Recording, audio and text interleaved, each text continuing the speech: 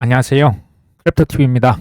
이번 시간에는 올 4분기에 비트코인이 피크를 찍을 수 있다라고 얘기한 벤저민 코엔 등 여러분들의 얘기를 들어볼까 합니다. 한번 살펴보시죠.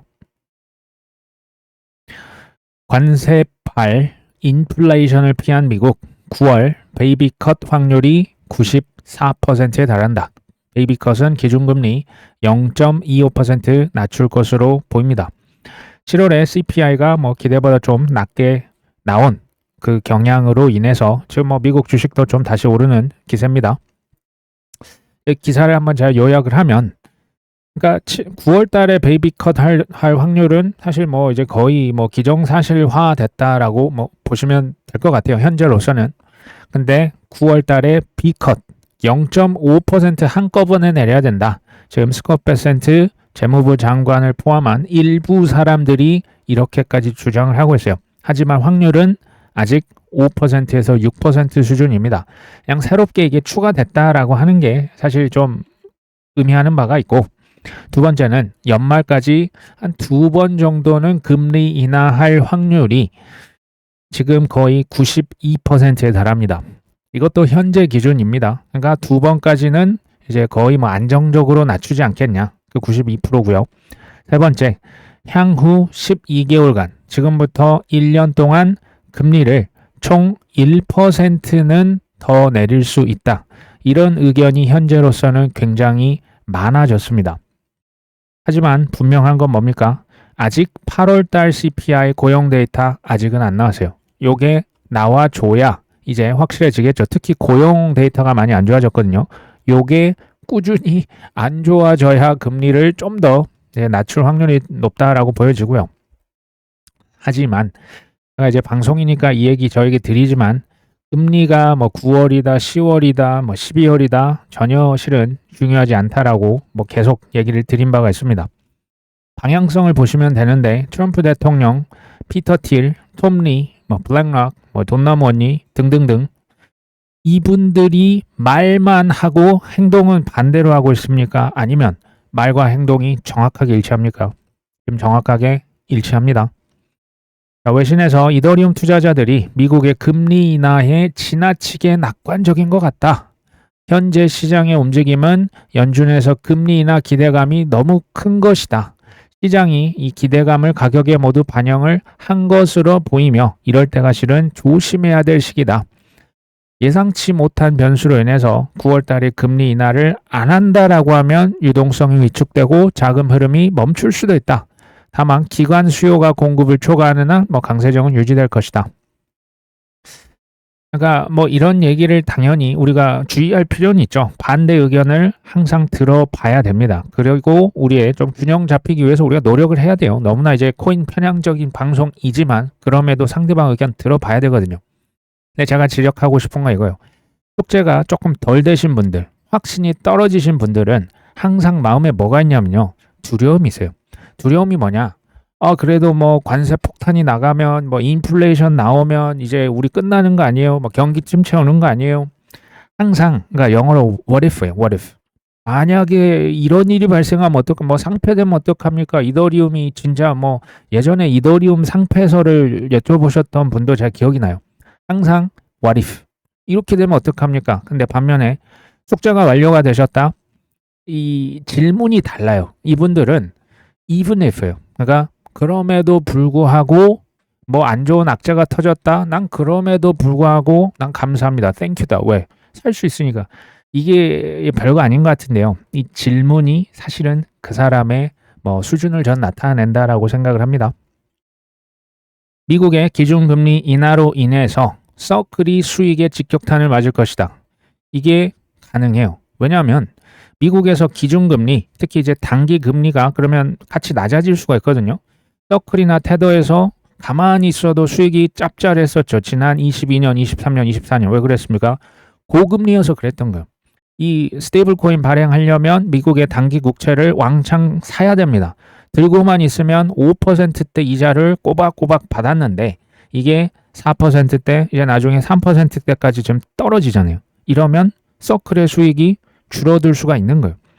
지금 1%의 금리 인하를 조금 현재는 이게 컨센인 것 같아요. 현재 기준 미국의 기준금리가 1%는 떨어질 것이다.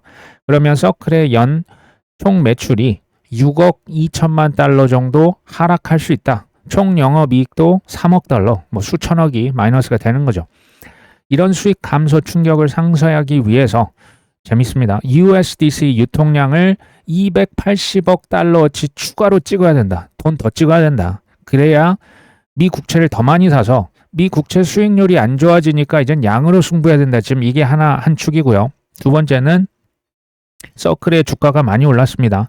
주식을 대규모로 지금 팔아치우고 추가 수익을 창출하기 위해서 뭐 한다? 트랜잭션 수수료 기반 신규 서비스를 출시를 서두르고 있다. 이게 어떻게 보면 당연한 얘기입니다. 그러니까 이제 내년까지 이제 투자라고 하는 게 지금 현재 확실한 것만 투자하면 사실 큰 마진이 없어요.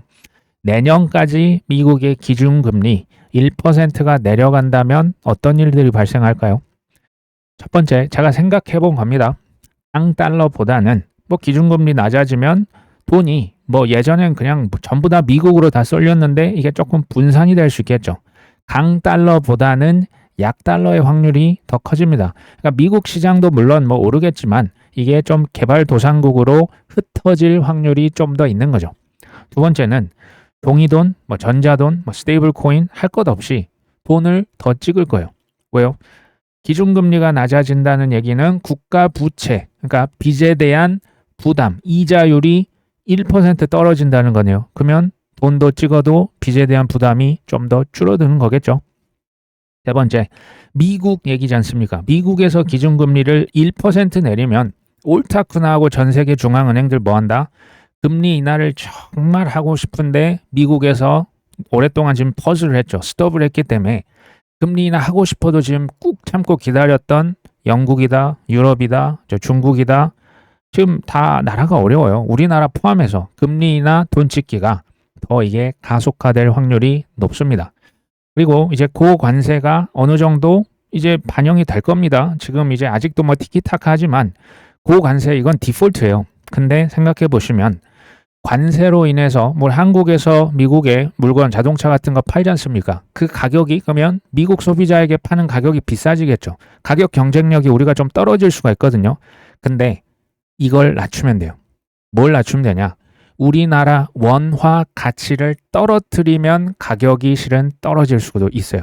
그러니까 우리 달러 환율이 좀 높아지면 그 가격 상승분을 상쇄시킬 수가 있어요. 그러니까 우리 같은 이제 미국 외 다른 나라들일수록 쉽게 말하면 금리를 인하해서 자국의 화폐 가치를 떨어뜨리려고 하는 유혹이 커질 수밖에 없어요.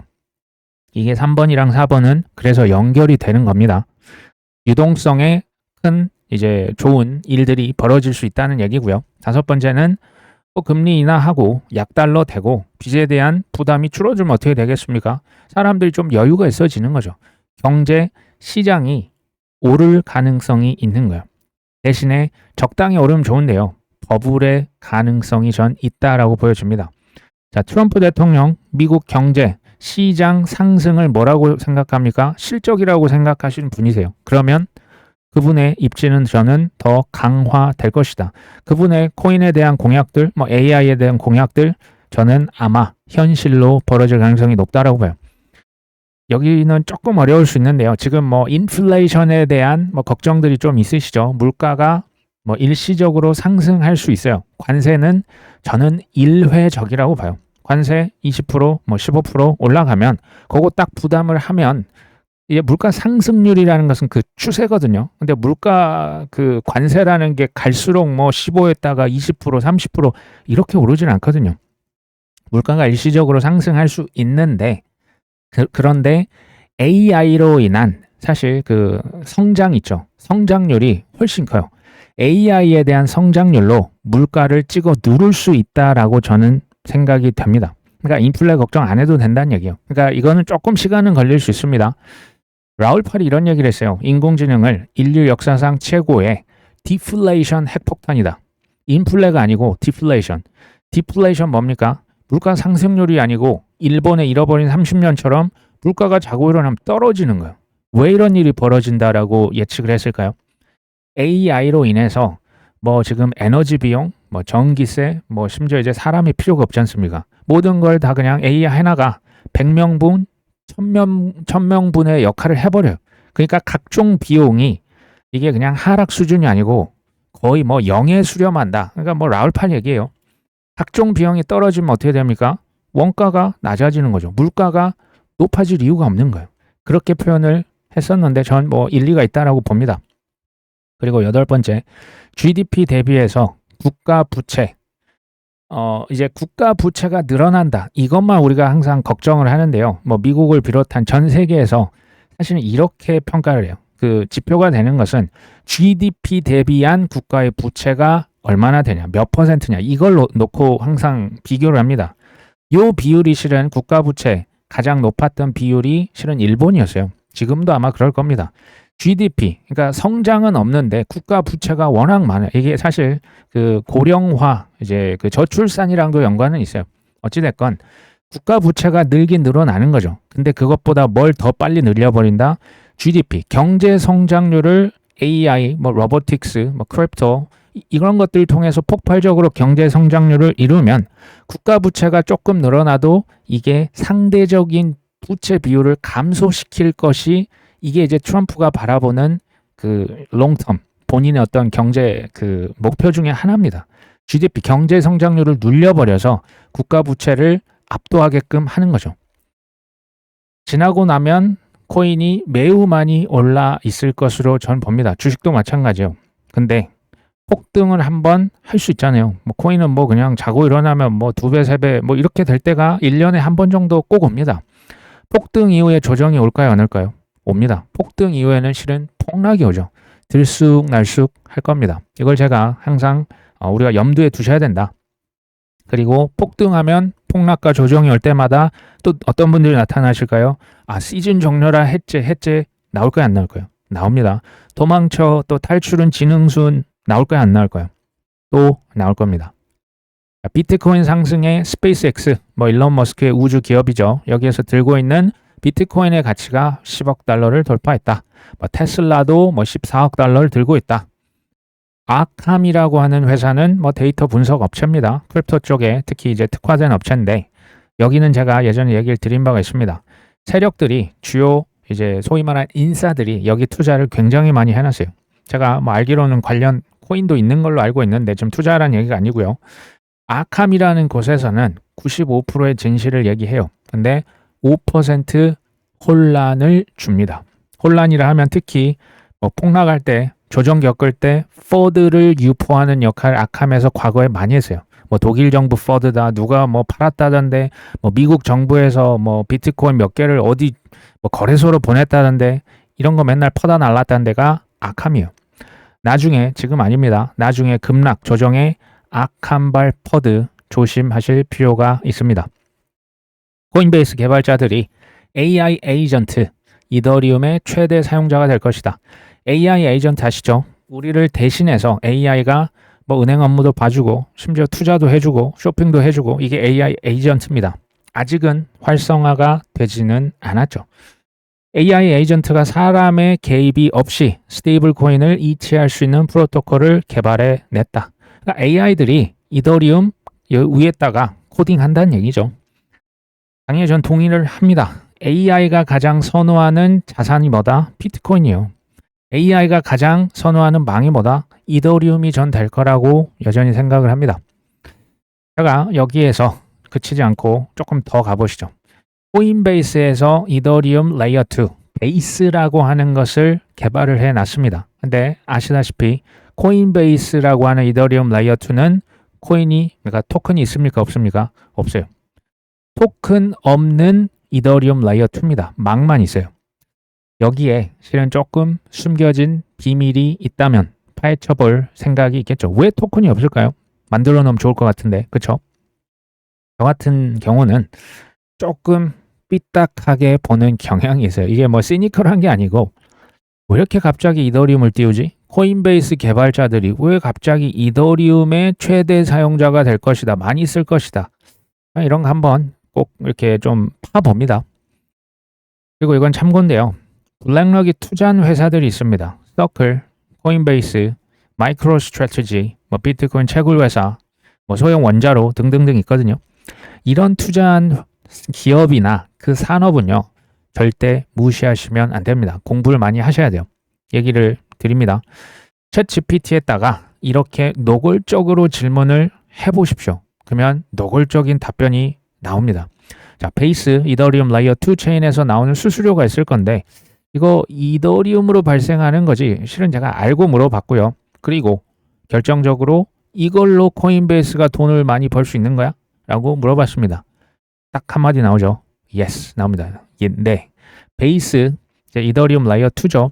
여기에서 발생하는 거래 수수료 구조는 조금 특이하지만 결론적으로 일부는 이더리움 메인넷에 지급이 되고 그 과정에서 코인베이스도 수익을 받아갑니다. 조금 쉽게 설명합니다. 이더리움, 이거 이제 레이어 1이죠. 레이어 1을 고속도로, 솔라나도 레이어 1, 아발란체도 레이어 1, 카르다노 에이다도 레이어 1입니다. 고속도로가 근데 너무 막혀요. 경부 고속도로 너무 막히니까 제가 비유를 했었죠. 그 고속도로 위에다가 고가도로를 계속 설치하는 거예요. 그게 레이어 2입니다. 고속도로 막히니까 더 빠르고 싼 수수료로 빨리빨리 가자. 이게 이더리움 레이어 2고 그 중에 하나가 지금 베이스죠. 보시면 수수료 구조가 크게 두 개예요. 첫 번째는 1번, 그러니까 레이어 1, 이더리움에서 나오는 메인넷. 여기에 지불해야 되는 수수료가 있어요. 여기가 1번 수수료. 이건 이더리움 네트워크. 특히 이제 지금 채굴은 안 하고 검증한 우리같이 스테이킹 맡겨놓는 사람들에게 거래 수수료가 우리가 그래서 이자를 받는 거예요. 그 업비트에 지금 스테이킹 해놓은 게 그 수수료 지금 여기서 우리한테 일부가 오는 겁니다. 두 번째 수수료, 지금 이더리움 레이어 2에서 발생하는 베이스에서 나오는 수수료도 있어요. 여기서 거래할 때마다 가스 비용 수수료 나오겠죠. 그거는 베이스에 기속이 돼요. 베이스는 근데 누구 겁니까? 코인베이스죠. 코인베이스는 여기서 1번 수수료가 아니라 2번 수수료.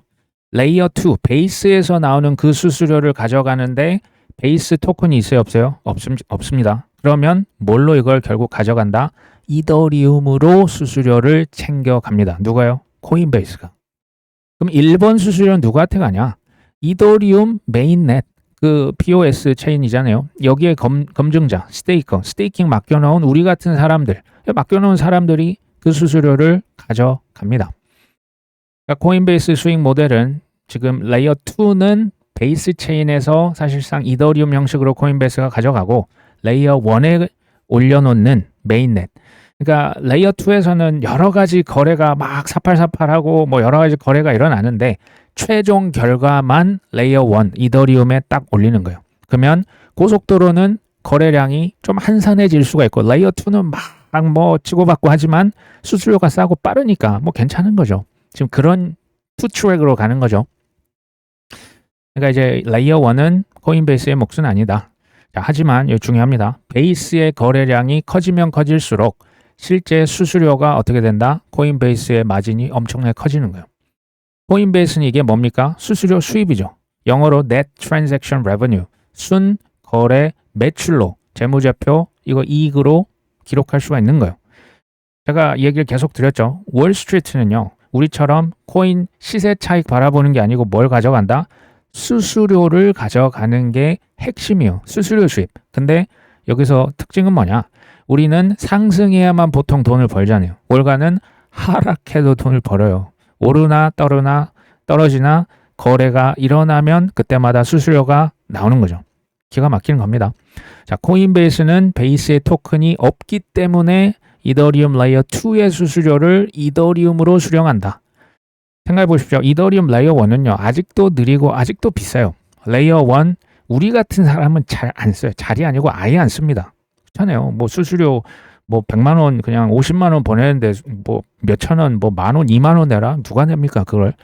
그러니까 싼 수수료, 빠른 속도 때문에 베이스 2의 거래량이 당연히 폭발할 수밖에 없는 거예요. 코인베이스 사용자가 당연히 베이스 쓰는 거예요. 그 선택할 수 있거든요. 자, 코인베이스는 거래 수수료, 뭐 거래소잖아요. 뭐 코인 사고 팔 때 그때 거래소 가져가고 레이어 2에서 나오는 수수료 이것도 가져가죠. 수수료를 뭘로 받는다? 이더리움으로 받네요. 이건 뭐 일석삼조 아닙니까? 실제 수수료 베이스가 이제 거래량이 폭증했다라고 하죠. 현재 레이어 2 중에서 수익이 상위권이다. 메인넷보다 레이어 2가 훨씬 저렴하니까 사용자가 몰리면 코인베이스가, 잘 들으십시오, 사실상 이더리움 경제권에 뭐가 된다? 톨게이트 역할을 할 수 있다. 더 쉽게 고속도로 딱 지어놓고 지나갈 때마다 통행료 내셔야죠. 지금 이거 하고 있는 거예요. 누가요? 코인베이스가. 그것도 뭘로 냅니까? 이더리움으로 낸답니다. 이해가 되십니까? 수수료 중에 일부는 코인베이스가 가져가고 나머지는 이더리움 네트워크로 간다. 베이스가 커지면 커질수록 코인베이스는 별도의 토큰 발행 없이도 이더리움 경제권 안에서 돈을 벌 수 있구나. 아하.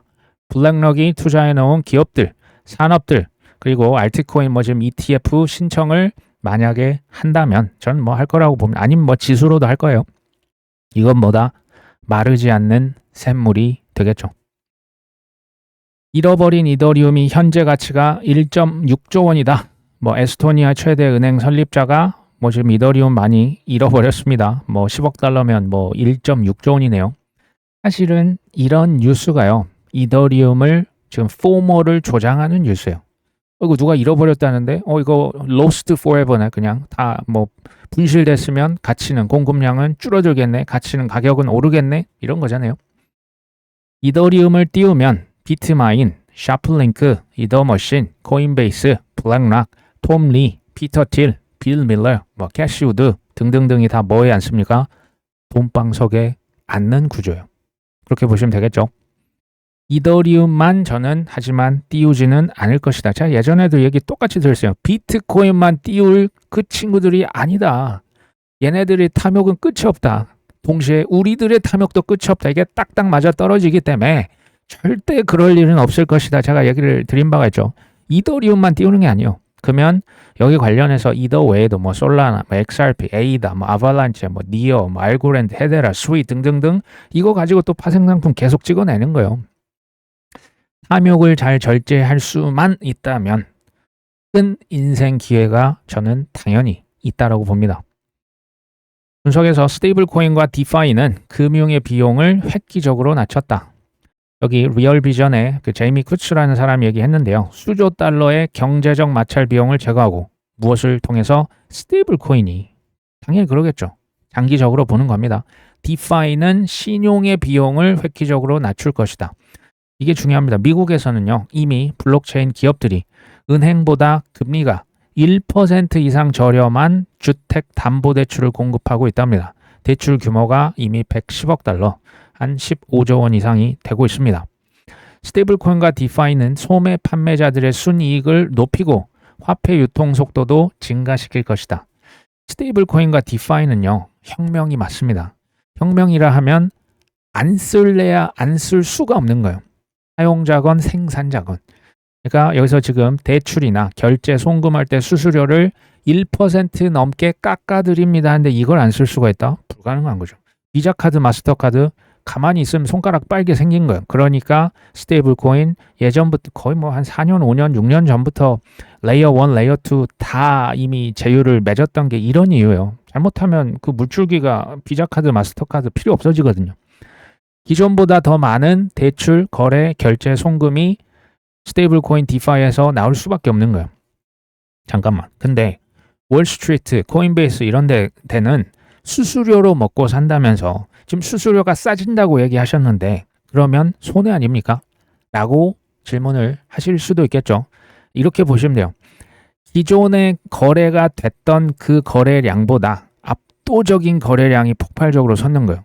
왜? 거래할 때마다 여러 가지 그 비용이요. 엄청 낮아지는 거예요. 수수료가 싸지는 거예요. 속도는 빨라지니까 4848 결제 송금이 기존 대비 거래량이 폭발적으로 늘어나요. 그러면 결국 처음에는 뭐 조금 이제 예전 대비 아니겠지만 수수료가 결국은 어마어마하게 많아지는 거예요. 쉽게 말하면 박리다매가 되는 거예요.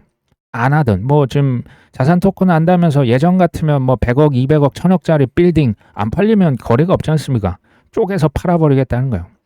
주식도 원래는 뭐 한 주, 두 주 이렇게 살 수 있었다면 0.1개씩 당연히 이게 쪼개져서 파는 거예요. 그 수수료 다 챙기겠다는 거예요. 그리고 결정적으로 이거 안 하면 망해요. 뭐 1%, 2% 더 훨씬 싸게 주는데 그럼 당연히 그쪽으로 다 우르르 몰려가지. 그 수수료 뭐 2% 더 그 정도 충성 고객은 없겠죠. IQ 여기 뭐 AI 에이전트라 보시면 돼요. 전 뭐 IQ는 사실 잘 모릅니다. 어찌됐건 여기가 니어라고 하는 레이어 1 프로토콜과 뭐 협력을 했다. 토큰화 AI 디파이의 여러 가지 지금 뭐 AI 에이전트를 활용할 것이다. 뭐 이런 게 발표가 됐네요. 토큰화 AI 에이전트가 별도의 브리징 없이 크로스 체인, 뭐 체인들 왔다 갔다 하면서 금융 거래를 할 것이다. AI 에이전트가 크로스 체인 거래하고요. 온 체인 금융하고요. 휴머노이드 로봇까지도 컨트롤이 될 것으로 보입니다. 아직은 뭐 물론 초창기예요. 그리고 아직은 AI 내러티브보다는 이더리움에 집중하고 있다라고 보여져. 최소 그 신고가 찍어야 되고요. 그 이더가 좀 더 치고 나가줘야 돼요. 아직은 부족하다고 봐요. 하지만 이게 되면서 시간이 지나면서 저는 이게 돈의 흐름이 라지캡으로 번질 수 있다라고 보고 있습니다. 그리고 AI는 사실 이게 뭐 한때 유행은 아니거든요. 그러면 나중에 좀 시간 지나고 물 들어오면 AI 코인도 다시 부상할 수 있는 확률이 당연히 높다라고 봅니다. AI 쪽에 코인 보면 지금 시가총액 높은 것들, 뭐 빅텐서 타워라고 45위, 니어 프로토콜이 46위, 50위 뭐 인터넷 컴퓨터. 사실 니어 프로토콜이랑 인터넷 컴퓨터는 뭐 레이어 1이기도 하거든요. 66위는 렌더라고 있죠. 이제 그 클라우드를 이렇게 그 전력을 빌려주는 그런 곳입니다. 그 이제 컴퓨팅 파워, 정확히는 GPU를 빌려주는 곳이고 뭐 패치 아이디 뭐 등등등 있는데요. 제가 이걸 보여드린 이유는 인공지능에도 저는 기회가 있다라고 봐요. 근데 저는 아무리 제가 좀 길게 봐도 각 섹터별 대장주 최소 1위 아님 2위 이런 좀 대장주 위주로 하라고 얘기를 드렸죠. 근데 이게 좀 어려워요. 뭐냐면 AI라고 해서 다 같은 AI가 아닙니다. 뭐 어떤 거는 지금 레이어 1이 있고요. 어떤 거는 GPU 그냥 렌탈하는 게 있고요.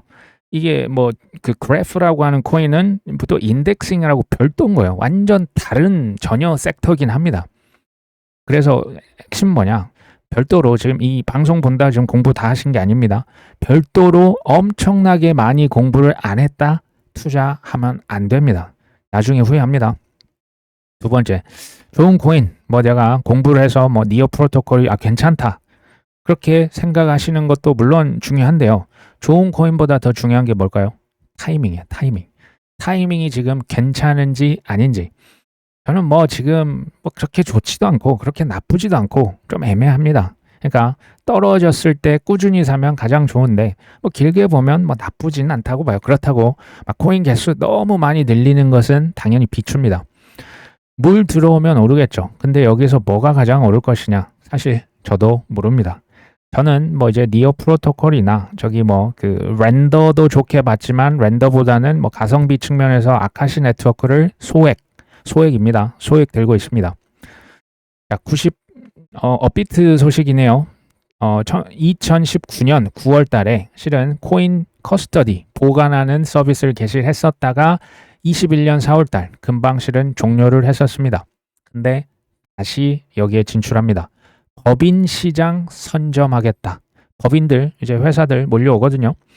인터넷과 완전히 분리된 전용 오프라인 지갑. 이거 이제 콜드 월렛이라고 하죠. 인터넷이랑 연결되면 해킹될 수 있거든요. 보안 측면에서는 비밀키를 여러 조각으로 분산해서 내부자의 키 유출, 외부 해킹 위험을 방지할 것이다.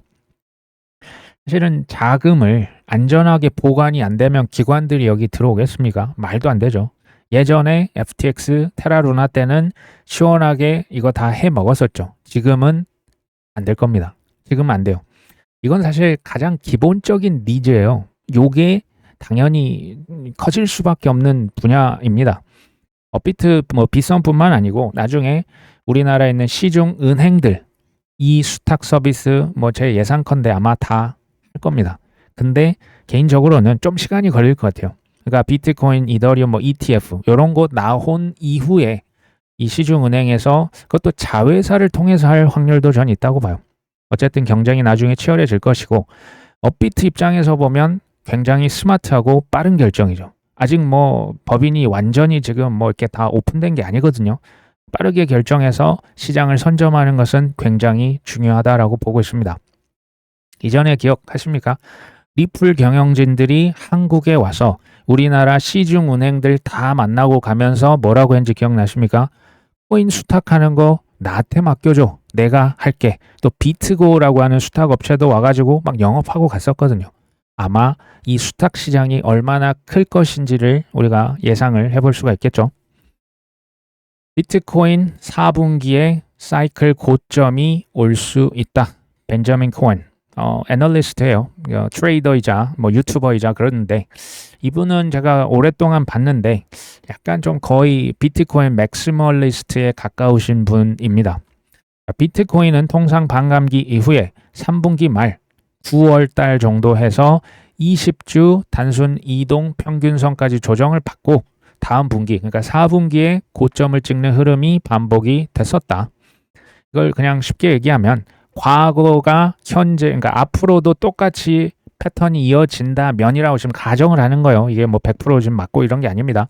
비트코인이 9월 달에 한 1억 5천만 원까지 하락할 수 있다. 1억 5천만 원 뭐 하락하면 뭐 그렇게 크게 떨어진 것 같지는 않은데 어찌 됐건 뭐 그렇게 떨어졌다가 4분기 되면 한 2억 초반, 2억 1천, 2억 2천까지도 갈 수 있지 않겠냐라고 얘기를 했습니다. 저는 이 벤저민 코엔의 얘기는 뭐 동감이 되는 것도 있지만 실은 공감이 잘 안 되는 것도 있어요. 특히 이제 알트에 대해서 굉장히 부정적이시고 실제 비트코인 위주로만 들고 있다라고 합니다. 그러면 뭐 이해가 되는 거죠. 근데 저와 다른 의견이라고 막 그냥 무시하고 그러면 될까요? 전 전혀 그럴 필요가 없다라고 봐요. 투자는요, 미래를 내가 정확하게 맞춰버리겠다가 아닙니다. 그 측면을 없을 수는 없어요. 미래 예측을 우리가 어느 정도 시나리오를 가정해야 되기 때문에 미래 예측 필요해요. 근데 저는 20%라 봐요. 20%. 여기에 너무 그 포인트 주지 말자는 거예요. 뭐가 8알이냐? 저는 대응을 잘하는 사람이 실력자다라고 보는 거예요. 어떤 상황이 되든지 나는 그 계획이 있구나. 그대로 그냥 실행할 수 있는 사람. 이게 실은 실력자거든요. 결국에 단순화시키면 이거 아닙니까? 첫 번째, 올해 3분기 아니면 4분기에 피크를 찍든지 아니면 내년으로 넘어가든지. 첫 번째를 보시면 올해 피크를 찍는다면 익절하는 게 반드시 필요하죠. 올해 피크하고 이제 뭐 그러니까 예를 드는 거예요. 하락장을 올해 피크 찍고 내년에 그냥 쭉 이제 흘러내리면 더더욱 올해 익절해야죠. 꼭 필요한 거죠. 나중에 쭉 흘러내리면 뭐합니까? 그냥 분할로 그냥 계속 담으면서 다음 상승을 기다리면 되는 거죠. 지금 제가 그냥 시나리오 얘기하는 겁니다. 그럼 후자라면 올해가 아니고 내년에 피크를 찍는다면 어떻게 할 것이냐. 내년에 피크를 그럼 언제 찍습니까? 상반기, 하반기? 이 아는 사람 아무도 없어요. 어쨌든 내년에 찍어도 올해 로컬 톱은 나올 수 있겠죠. 지금 나올 때가 됐어요. 지금 뭐 올해 뭐 이렇게 우리가 흥분한 적이 한 번도 없거든요. 3분기든 4분기든 한 번은 나올 때가 됐습니다. 에너지 응축했거든요. 그러면 로컬 톱이 나오면 익절을 하시던지 아니면 나는 뭐 내년까지 유동성 좋다니까 내년까지 바이더딥 하면서 존버를 하시든지 선택의 영역인 거죠.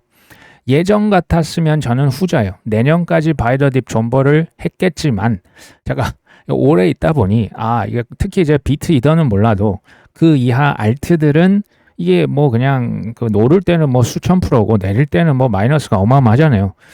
그래서 폭등에 차라리 익절하는 게 더 좋겠다라고 좀 이제 바뀐 거겠죠. 특히 이제 알트코인 투자하시는 분들 변동성이 워낙 크지 않습니까?